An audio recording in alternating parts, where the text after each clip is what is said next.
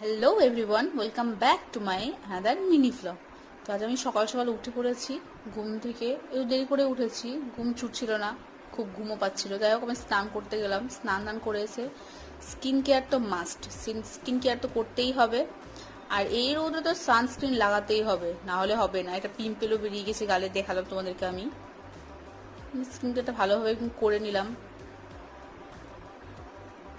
Sunscreen লাগিলাম। Sunscreen একদম লাগাতেই হবে, না তো এই রোদের ট্যান পড়া থেকে কেউ রক্ষা করতে পারবে না। যা ট্যান পড়বে না, সানস্ক্রিন ছাড়া তো আমি বাড়িতেও থাকি না।